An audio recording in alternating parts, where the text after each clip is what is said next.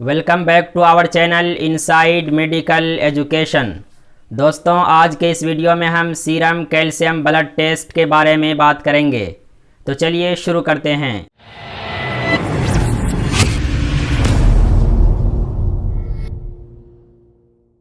दोस्तों, serum calcium एक तरह का ब्लड टेस्ट है जिसके ज़रिए हमें ब्लड में कैल्शियम की मिकदार का पता चलता है। हमारे शरीर में 99% कैल्शियम तो बोन और टीथ में ही पाया जाता है, केवल 1% कैल्शियम हमारे ब्लड में पाया जाता है। तो चलिए अब बात करते हैं कि कैल्शियम की हमारे बॉडी में क्या भूमिका होती है, क्या अहमियत होती है। दोस्तों, कैल्शियम हमारे शरीर के बहुत सारे मेटाबॉलिक एक्टिविटी में बहुत ही बड़ा महत्वपूर्ण रोल अदा करता है, जैसे न्यूरोनल एक्टिविटी, मसल्स का कॉन्ट्रैक्शन और हार्ट बीट को रेगुलेट करने में भी कैल्शियम का बहुत ही बड़ा रोल होता है। चलिए अब बात करते हैं कि हमारे ब्लड में कैल्शियम की नॉर्मल मिकदार कितनी होनी चाहिए। दोस्तों, हमारे ब्लड में कैल्शियम की नॉर्मल मिकदार 9 से 11 मिलीग्राम पर डेसीलीटर होना चाहिए। ऐसे तो कैल्शियम हमारे ब्लड में 3 फॉर्म में पाया जाता है, यानी 3 शक्लों में पाया जाता है। पहली शक्ल होती है आयोनाइज्ड कैल्शियम या डिफ्यूजिबल कैल्शियम। ये ऐसे कैल्शियम होते हैं जो फ्रीली ब्लड में मूव करते रहते हैं और ये फ्री कैल्शियम भी कहलाते हैं। यह टोटल ब्लड कैल्शियम का तकरीबन 50% होता है। दूसरा कैल्शियम होता है नॉन आयोनाइज्ड या नॉन डिफ्यूजिबल कैल्शियम।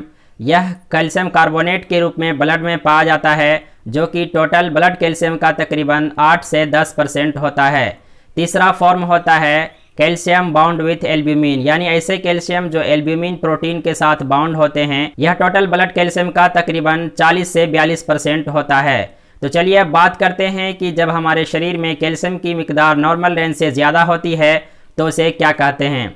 दोस्तों, जब कैल्शियम की मिकदार नॉर्मल रेंज से ज़्यादा होती है तो उसे हाइपर कैल्सीमिया कहते हैं। तो चलिए अब बात करते हैं कि हाइपर कैल्सीमिया किन किन कंडीशन में डेवलप होती है। दोस्तों, हाइपर पैराथायराइडिज्म यानी पैराथायराइड हार्मोन का ज़्यादा सेक्रेशन होने से भी हमारे ब्लड में कैल्शियम की मिकदार नॉर्मल से ज़्यादा हो सकती है। इसके बाद जो कंडीशन है वो है यूज़ ऑफ एंटासिड, खास करके ऐसे एंटासिड का इस्तेमाल जिसमें कैल्शियम की मिकदार पाई जाती है। नेक्स्ट है विटामिन डी के रूप में कैल्शियम का इंटेक ज़्यादा मात्रा में करना। तो चलिए अब हाइपोकैल्सीमिया के क्लिनिकल कंडीशन की बात करते हैं, यानी वे कौन कौन से कंडीशन हैं जिसमें कैल्शियम की मिकदार नॉर्मल से कम हो जाती है। दोस्तों, हाइपोपैराथायराइडिज्म और deficiency of vitamin D, inflammation of pancreas and kidney disease. दोस्तों, कैल्शियम की मिकदार का नॉर्मल से ज़्यादा या कम होना हमेशा किसी बीमारी की तरफ इंडिकेट नहीं करता है, क्योंकि बहुत सारे ऐसे नॉर्मल कंडीशन होते हैं जिसमें कैल्शियम की मिकदार हमारे खून में नॉर्मल से ज़्यादा या कम हो सकता है। जैसे कि विटामिन डी के रूप में अगर कोई कैल्शियम का इस्तेमाल कर रहा है, या उसके साथ साथ उसके डाइट में भी कैल्शियम का इंटेक ज़्यादा हो रहा है, या वह कोई ऐसी मेडिसिन ले रहा है जिसमें कैल्शियम का कंटेंट है।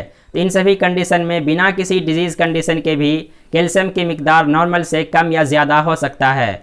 So friends, this is the video on serum calcium blood test. Hopefully this video will be helpful for you. Thank you for watching.